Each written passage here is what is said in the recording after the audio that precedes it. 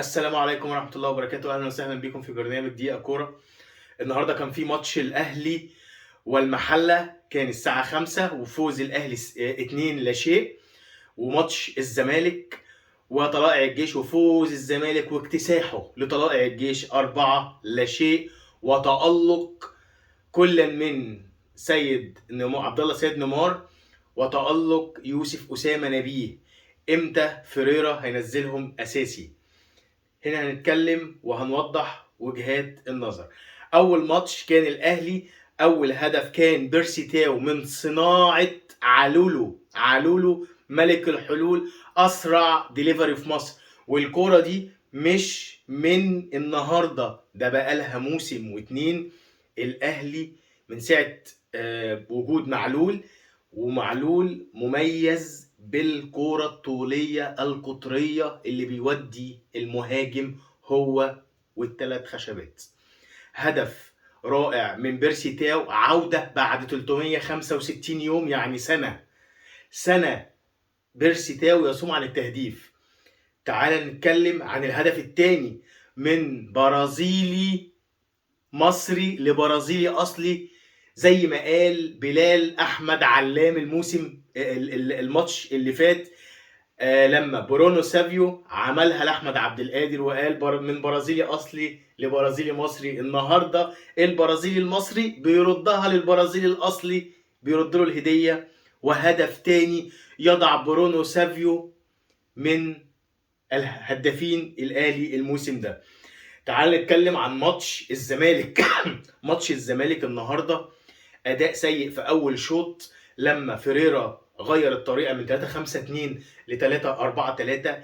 قدر يبقى فيه اجنحه، وقدر زيزو يشتغل، قدر عبد سيد نيمار يشتغل، وقدر يوسف اسامه نبيه يحرز هدف عالمي.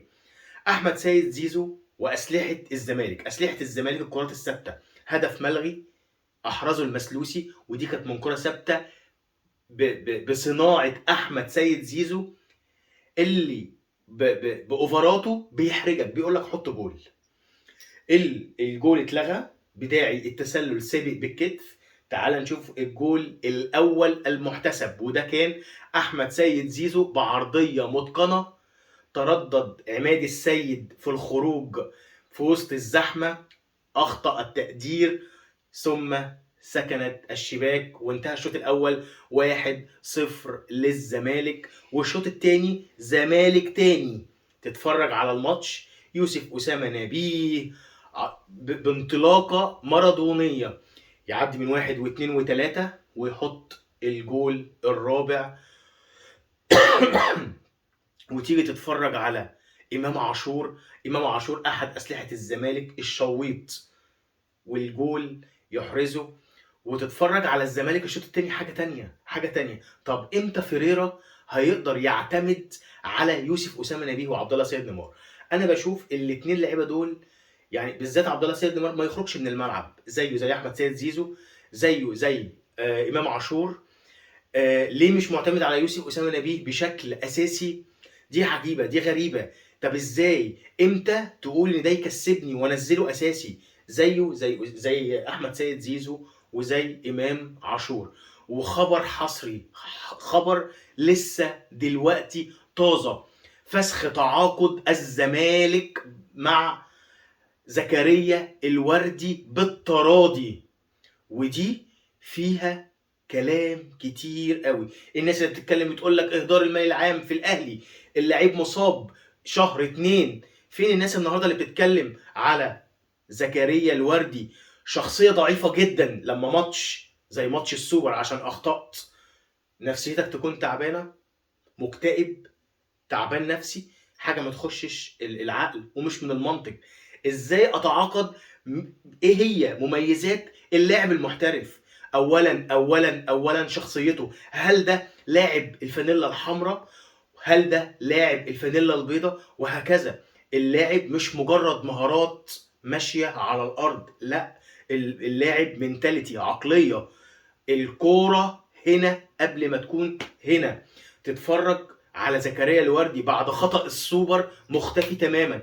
مين اللي حرقه النهارده؟ اللي حرقه امير امير مرتضى منصور لما جه اتكلم وقال الراجل تعبان نفسيا، الراجل مكتئب. ليه المفروض واجبك انت في الزمالك انك تحابي على اللاعب وتحميه، ما تكشفش ده للجمهور. وده حطك في وضع حرج، وبسببه النهارده سياده المستشار مرتضى منصور بيتكلم وقال فسخنا تعاقد زكريا الوردي بالتراضي. الناس اللي كانت بتقول اهدار المال العام، فين فين الناس اللي كانت بتتكلم ده؟ يا ريت لو هتتكلم اهلي يبقى تتكلم زمالك، يبقى تتكلم محله، تتكلم اسماعيلي. مفيش الوان، يكون انتمائك لمبدأك فقط لا غير. وبكده تكون انتهت حلقتنا. يا رب الحلقه تكون عجبتكم، والسلام عليكم ورحمه الله وبركاته.